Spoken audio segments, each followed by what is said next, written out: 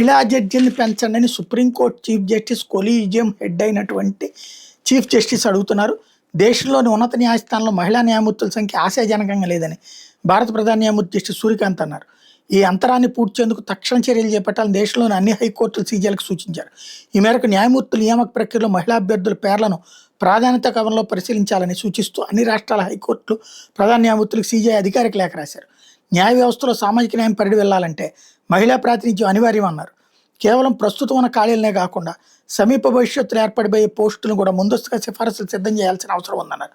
పదోన్నతికి అర్హమైనటువంటి మహిళా అభ్యర్థులను గుర్తించే విషయంలో ప్రత్యేక శ్రద్ధ వహించాలన్నారు. నిర్దేశించిన వయోపరిమితిని ఖచ్చితంగా పాటించలేదని ఏకైక కారణంతో సమర్థులైన అభ్యర్థుల్ని యాంత్రికంగా తిరస్కరించొద్దని కొలీజియన్లకు సూచించారు.